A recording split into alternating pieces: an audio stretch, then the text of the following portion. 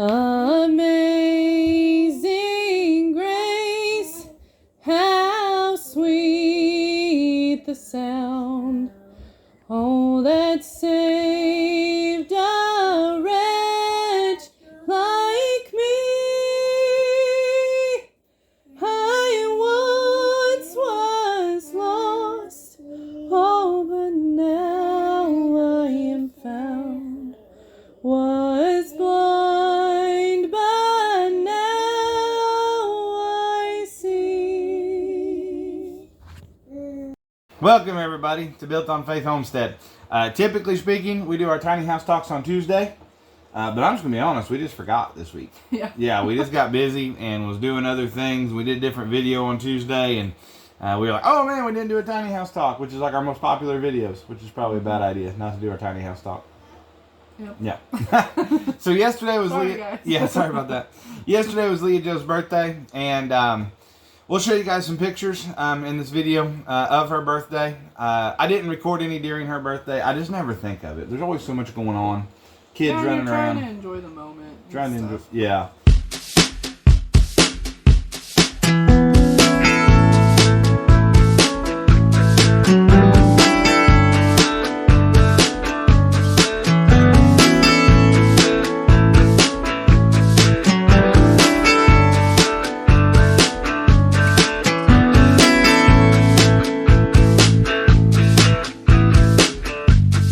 So the first thing we want to talk about in this tiny house talk is Leah Jo and her birthday, right? And what a blessing that was, and what a good time we had. And we always like to cook for our family, right? And try to have some sort of cookout, and just a very small, right? We don't have a whole lot of people come, just a very small gathering, right, of family, and do something like that. Also, if you guys will remember, look at some of our other tiny house talks. We talked about rethinking gifts. And we feel like our family did a fairly good job as far as that goes, right? So a few toys, which is good. I mean, Leah needs a few toys. Mm-hmm. But also she got things like boots. She got church boots from us, and then she got some tennis shoes that she needed, and she got some new chicken boots, which she won't hardly take off for anything, yeah. Right? So rubber boots, we call them chicken boots. It just kind of has held. It's stuck here in this household, yeah. So we call them chicken boots. But we feel like our family did a fairly good job. And then she's still got chickens that aren't going to be here, little baby chicks, until next week. Yes. Yeah.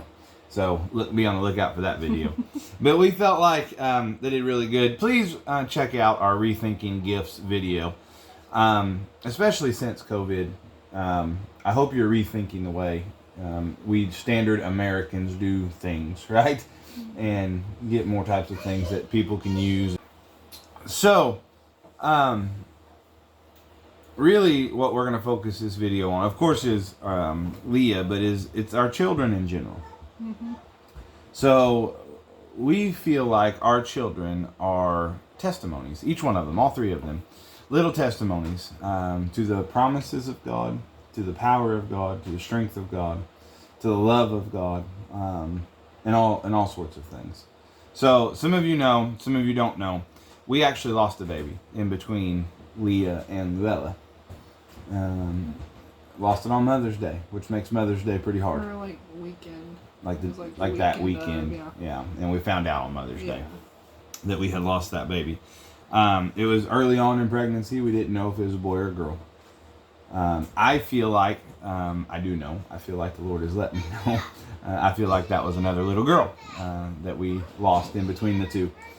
And some of you know, and some of you don't know, Melissa actually has PCOS, which is a hormone issue, right? It's called polycystic ovarian syndrome, correct? Mm-hmm. Did I get that right?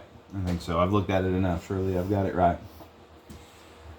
We just want to bring some awareness to this hormone issue today. This is going to be a little bit different than some of our other tiny house talks maybe, but we do want to bring some awareness to it. Not just because Melissa deals with it, but how many women do we know, people do we know close to our age? Like, so I'm going to say, I don't know, 35 and under, right? Do we know that struggle with PCOS? A lot. A bunch. And there's actually a lot of women who don't know they have it, too. That's true. That's true. They don't know that they have it. Can we, so We'll go over some of the signs, maybe, of PCOS today too. Maybe that'd be good for this talk.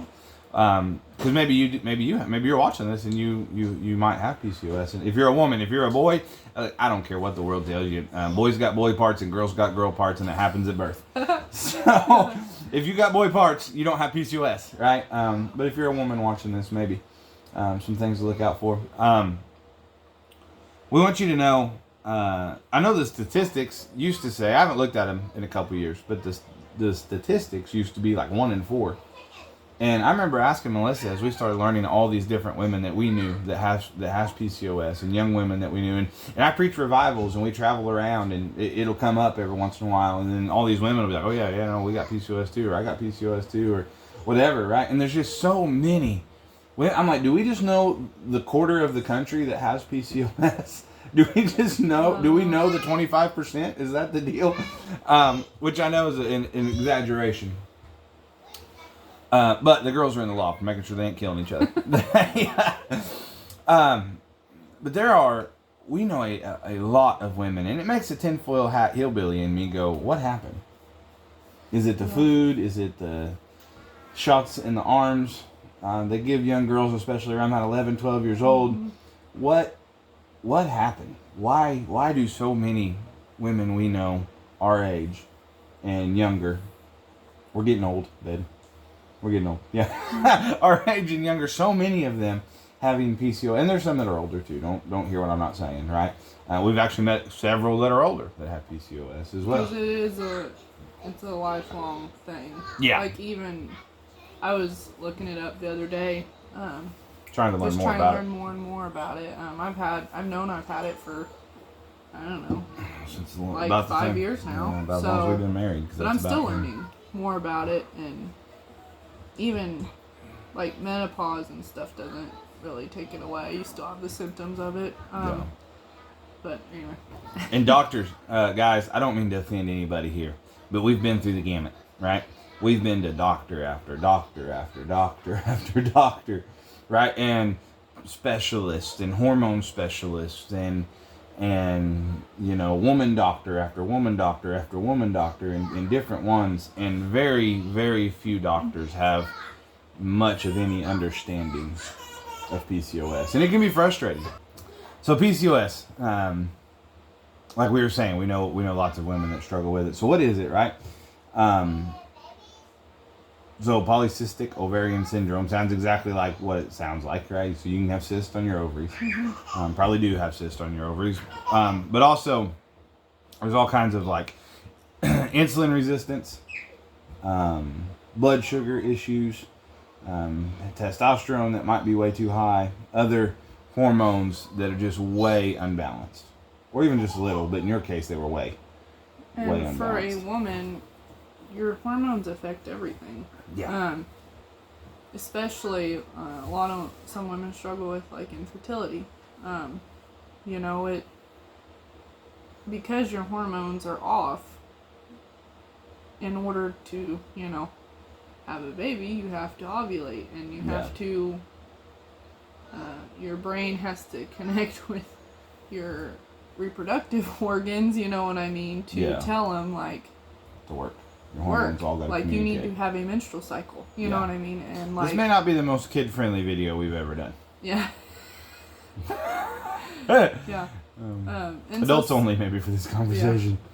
Yeah. But some women don't have menstrual cycles, or they'll have too many. So they'll just be cycling over and over, which we've known. We've known women. Your body just doesn't know what to do. Yeah. So just to be 100% honest, right? So when we found out Melissa was pregnant with Luella, they had given her some medicines to try to help. We went in for an ultrasound for something else completely, and we found out you were pregnant, right? Which was a great, joyous thing. But they said, right, like they didn't have time for the medicines to be working. We had no idea. She was like 8 weeks pregnant. And part of the reason we didn't know was because she'd only had 3 womanly cycles that whole entire year. Yeah. Right? And so it's hard to know. Yeah, how would you know, right? You're just like, well, I don't know, probably just not having one, probably just not having another womanly cycle. And so it can be very tough, right?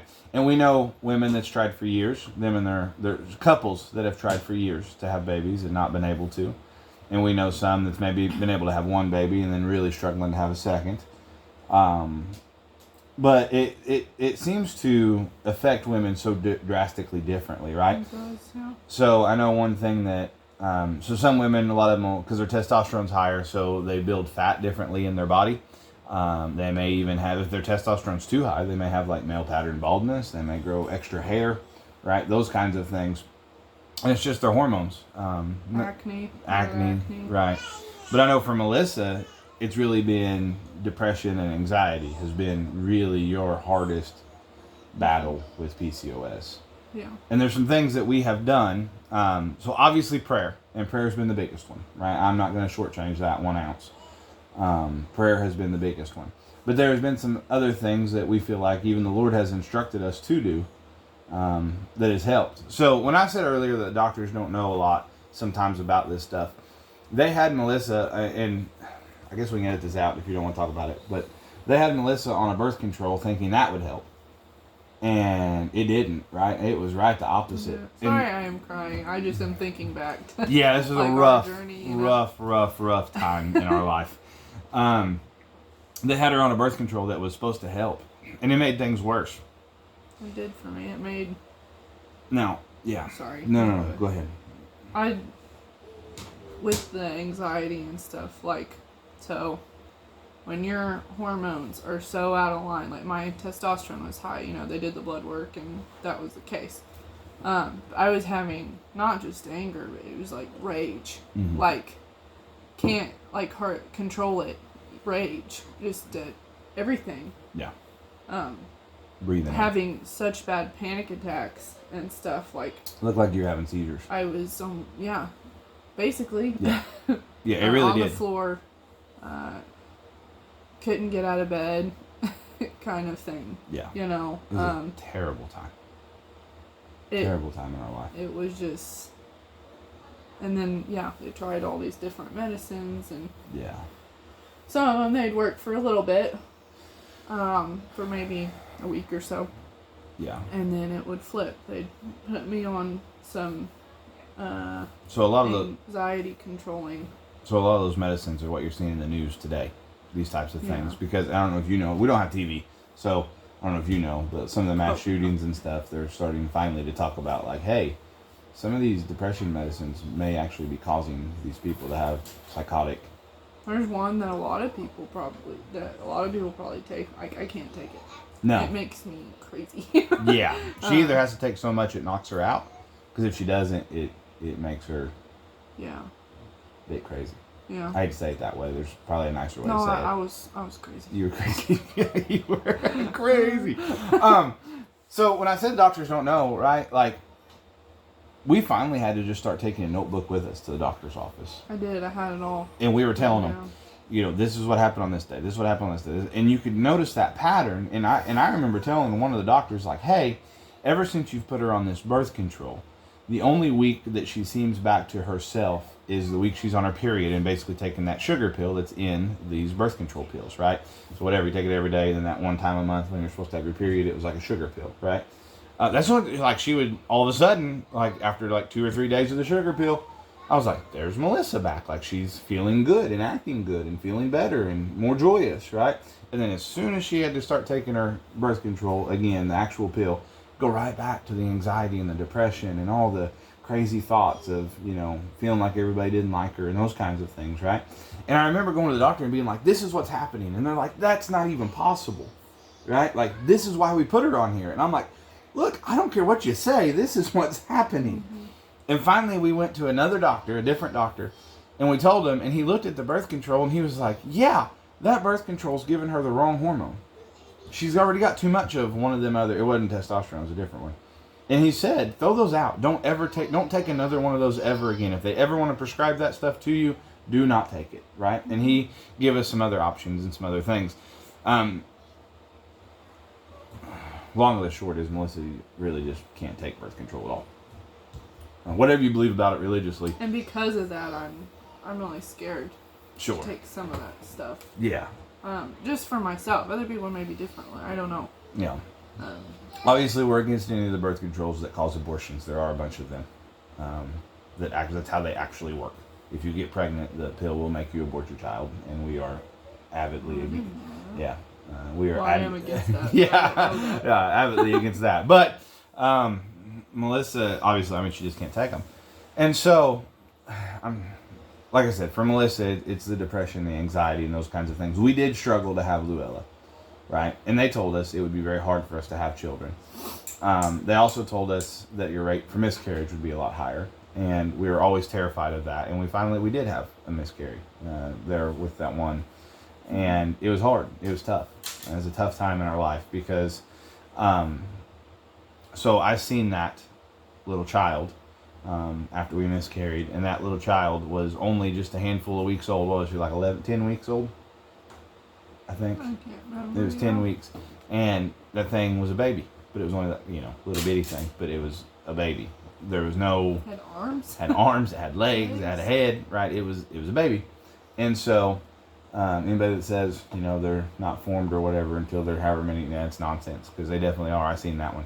And so, I don't want... Basically, one of the reasons we want to make this video is to bring awareness to these things. So, if you struggle... with a lot of, if you're a woman and you struggle with a lot of anxiety and depression, weight gain, maybe extra hair, facial hair. Melissa doesn't have really. She only got one. You get one thing over here, which is pretty normal. A few crazy hairs, but that hasn't been the real bad one. It's been your missed periods and your hormone, your anxiety, depression, those kinds of things that has really been the cues for you. And when I say she's got PCOS, I mean, like, they did blood work after blood work after blood work, and they're like, if we could ever say clinically proven, like you're clinically proven to have, right, PCOS, which, and there's other women that struggle with other ends of it more. Maybe they struggle more with the facial hair, or they struggle more with the weight gain, or they struggle more with infertility, right? And I just want to tell you this, if you struggle with infertility and you're watching this video, we want you to know that we love you. And we're praying for you. And you are not alone. And you are not alone. Yeah, not even a little bit. And if you have PCOS, we don't want you to feel alone. If you struggle with anxiety and depression associated with your PCOS, if you struggle with weight gain, if you struggle with any of that kind of stuff, you're not alone. Husbands, can I speak to the husbands for just a minute? Obviously, I don't have PCOS, right? I'm a man. Men can't have PCOS, contrary to today's beliefs. But that doesn't mean it's not hard. Right? So it was hard on me to see my wife struggle this way. It was hard on me knowing that we were trying to start a family and how hard it was. It was hard on me when we lost our baby, right? It was hard on me to see my wife have these type of panic attacks, right? I remember all the anger and frustration I felt inside, especially even being a child of God, right? And knowing like, God, just take care of this, like fix her, right? I remember having all those thoughts and all of that battle down inside of me, right? And so I don't want you to think that I'm discounting you husbands here, because I'm not, right? It is tough on you as well. It really is. And you husbands need to man up and learn what you need to do to take care of your wife in those times. And I'm not knocking you if you don't know how. That's not what I'm saying. I didn't know how. I spent more time studying. I know more about PCOS today than I ever thought. I could probably get a degree in PCOS today. Because the doctors just couldn't figure anything out, and it was frustrating me so much. I didn't know what else to do other than learn ourselves. So let's talk about some of the things you have had to do to mitigate some of the symptoms of PCOS for you. So I know you take metformin, which has been a huge help. Right, so we know prayer. I'm not a diabetic.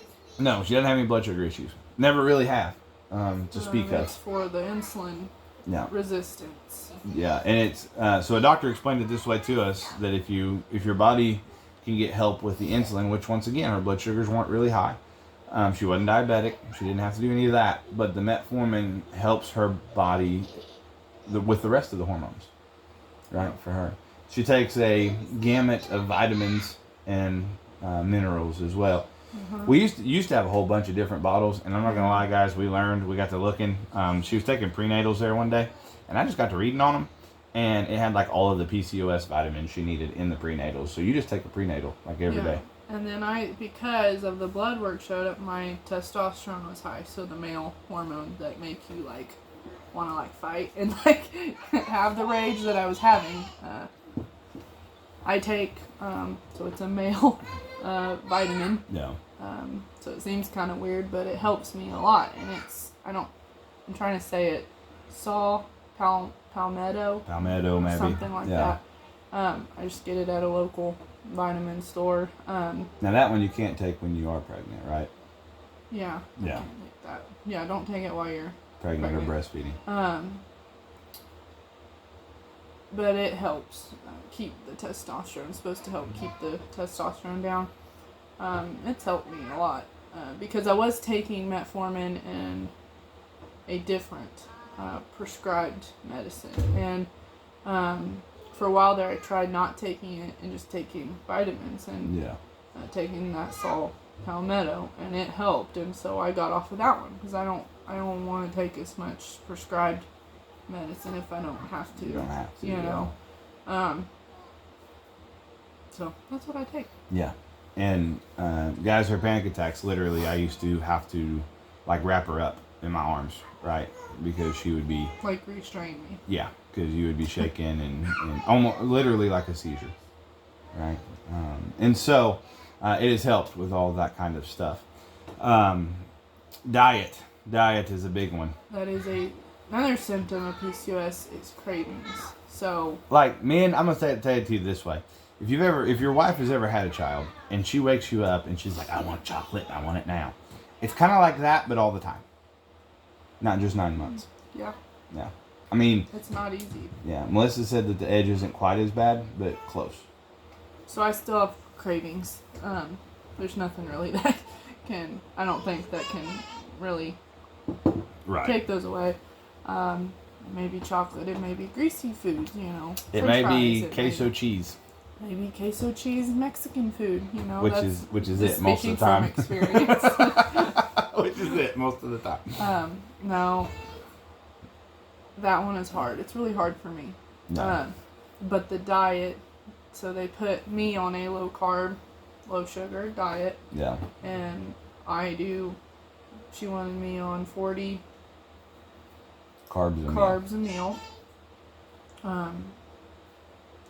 So you have to really pay attention and look at like the nutrition facts on the back of what of everything you're eating. Dressing on a salad, anything. Yeah.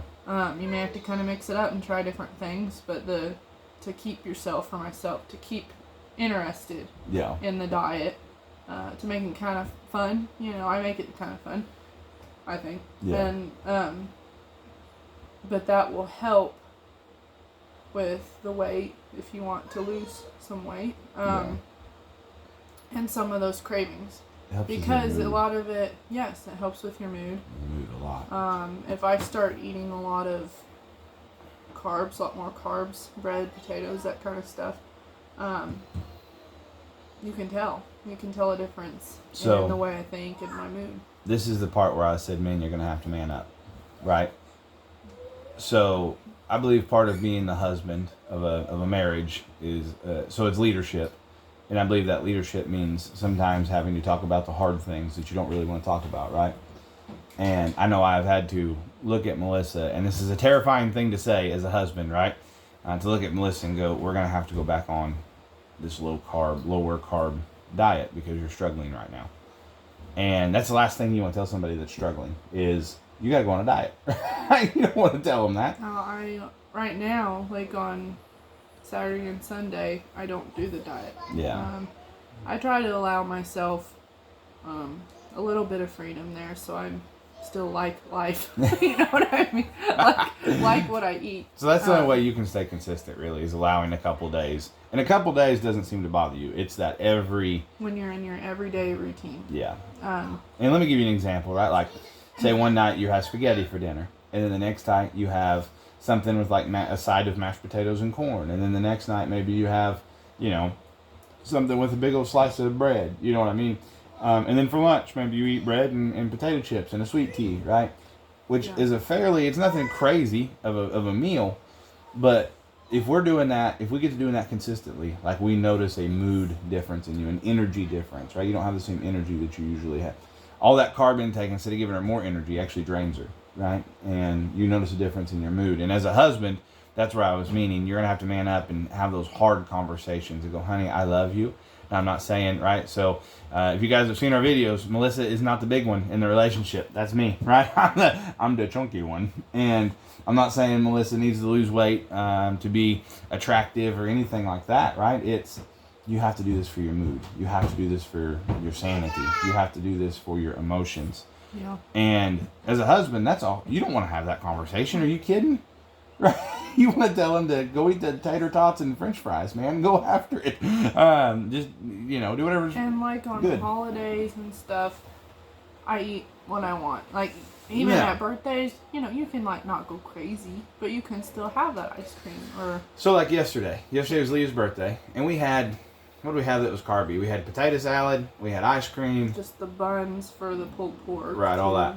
So instead of cheating that whole day, what you did was you just cheated at dinner time. The first part of the day. The rest of that day, I ate good. Yeah, and so, but that has been a big help, is the diet for you. And the biggest thing I want to say is listen to your body, women, men. Observe, pay attention to your woman and notice the things. So one of the things I say is great for PCOS is flaxseed oil or flaxseed like vitamin, whatever it is.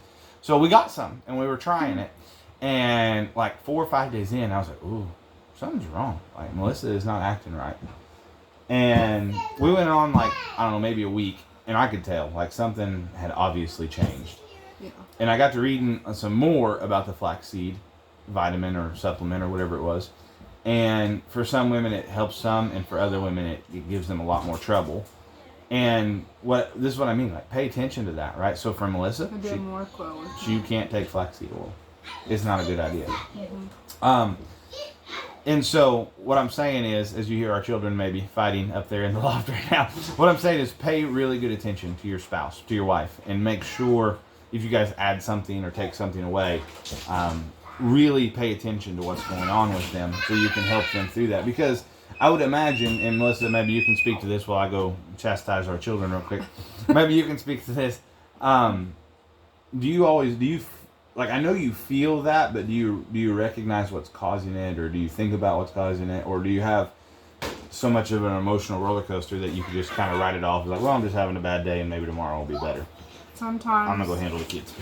Sometimes it's really, you mean like when I take something like adding the flaxseed, are you able or like your carbs, are you able to recognize it? Or now, maybe now you can, but at least early on, did you need somebody from the outside going, hey, maybe this is the problem? So it does help having somebody on the outside, because, so for myself, since I had, when that anxiety and depression and stuff was really bad, so I don't like to talk about it a whole lot. My brain doesn't seem to remember things and catch on sometimes things quite as well as it used to before. I can't comprehend some things quite as well as before, or catch on to some of those things. I can tell sometimes when, like, hey, I've had too many carbs, and I can tell by my mood. Or like, I'm starting to get really sad, really upset about things, So sometimes I can tell with that. When I take stuff like the flaxseed or anything that messes it up, sometimes I really can't. Like in the beginning and stuff, like it just doesn't register in my brain, like this maybe isn't helping me. Right. Sometimes I just blow it off, and I probably shouldn't. Yeah. But I just don't think about it. You know what I mean? Yeah. And that's how we need to work together. That's the reason why husbands and wives are different and need to work together on things to help each other out, right? So obviously also trying to get away from as much processed food and stuff has been a big help as well.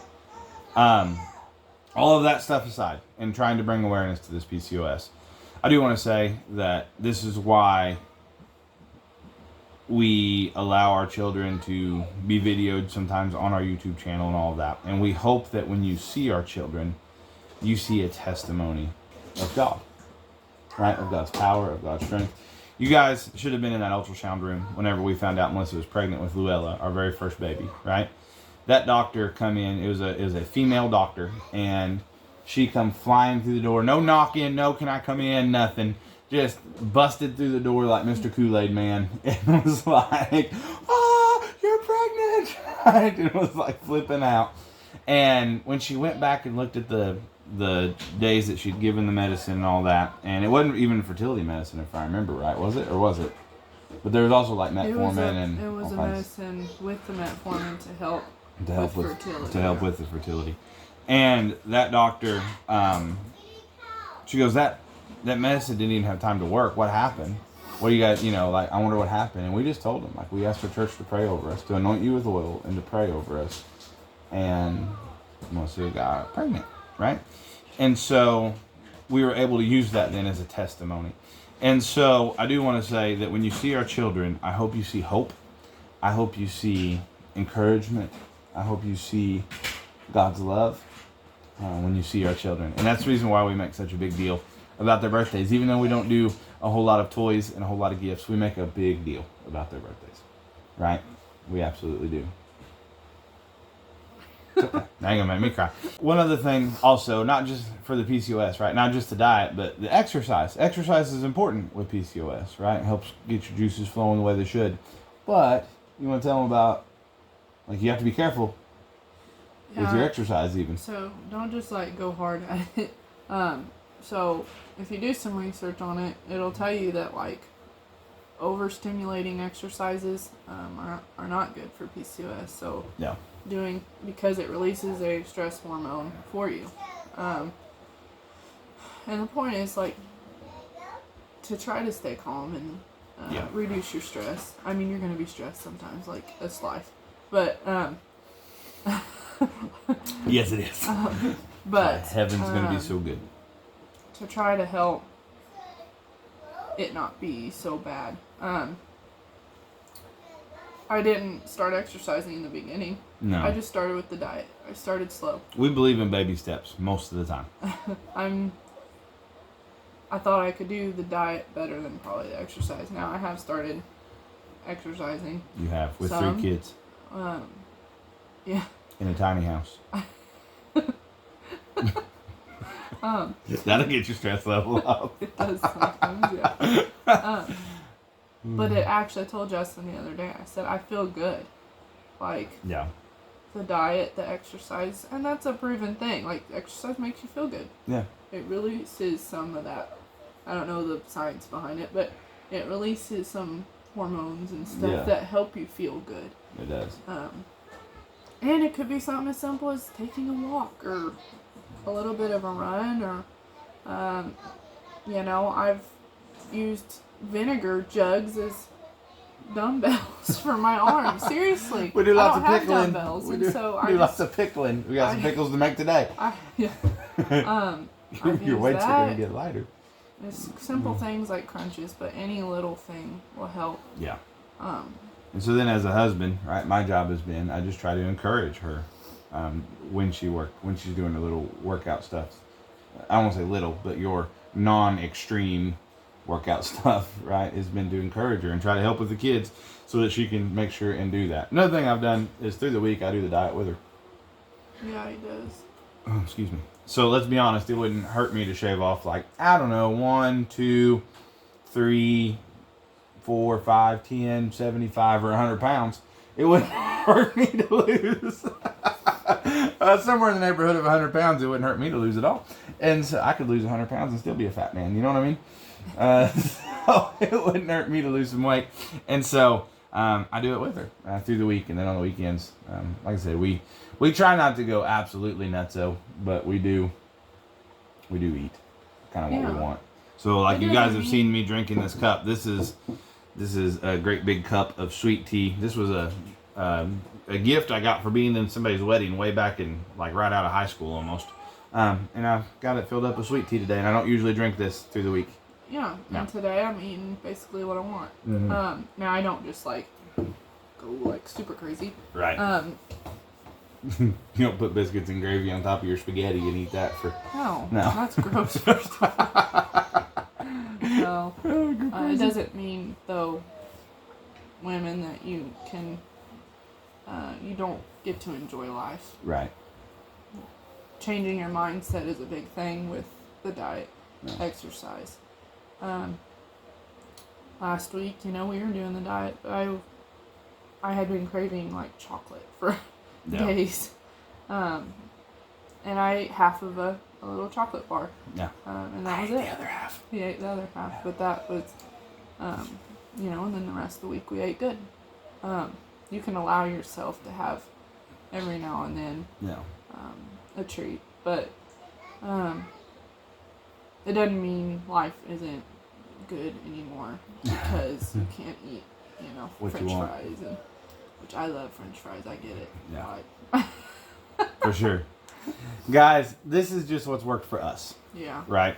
This is not a how-to take care of PCOS. This is how we have had to take care of PCOS for you. And we're still learning. And we're still trying to get rid of, so like the processed food stuff, right? We're still moving. Still slowly, breaking out of that a little bit here and there. Yeah, making our own stuff. So I know we've still got some bag of potato chips, but I think that's a decision we kind of made last week of like, we're done buying potato chips. If we want potato chips on the weekend or something like that, we'll make we make homemade fried potato chips sometimes, and they are delicious. And Leah's going to be the one that really struggles because she's a potato chip eating kid, right? But and you think, well, is that really even any healthier? Yeah, read the ingredients. Really is, read the ingredients on potatoes. You will learn when you start doing a diet for your PCOS. Like there is some surprising things. And I'm going to say this: watch your diet foods. Watch your no carb and low carb drinks and foods and all that, and look at the ingredients in there. And don't to steal a. I hate to get political, but to steal a political line I heard at the beginning of COVID, right, is that the treatment can't be worse than the virus. And then, voila, we made a treatment worse than the virus. But anyhow, that's a different story. Like I slipped that in there. There's a lot of stuff, a lot of like fake sugars and stuff that are actually worse for you than the sugars, right? So you may actually have to do without, like 100% without some things every once in a while, because to eat the sugar-free diet version is actually worse for you probably than the real thing. And so pay attention to that kind of stuff. But anyway, this is just how we've had to take care of it. We just wanted to help raise some awareness to PCOS. This isn't a exhaustive study of PCOS by any stretch, but we did want to bring some light to that particular thing. Melissa said September is PCOS awareness month. If you struggle with some of these things, you might look into it. It may be something. I don't believe in all of the I'm just gonna be 100% honest with you. I think there's a lot of people that say they have a lot of things that they really don't. I'm that guy, and I understand that, and I'm not saying that that's so, like, I don't think that every kid in America has got ADD. I think some kids just need some chastisement. And what I think that does, and let me be very clear, what I think happens is whenever somebody just doesn't like discipline their child. So there's children that do have like attention deficit, just like the real deal, right? And if you are claiming your child does and you just don't want to discipline your child, then you are really harming those that actually suffer with those things, right? By making light of their situation. Much like I would say somebody begging for money that doesn't really need money, but they're begging, right? But they really drive like a Cadillac and they've got it made. They're just begging for money to get their money. What they do is actually bring harm to those that really need the help, right? Because it makes you not want to help the people that really need the help because you're questioning. So I am not somebody that believes in all of the alphabet letters of diseases that, everybody and their brother has it.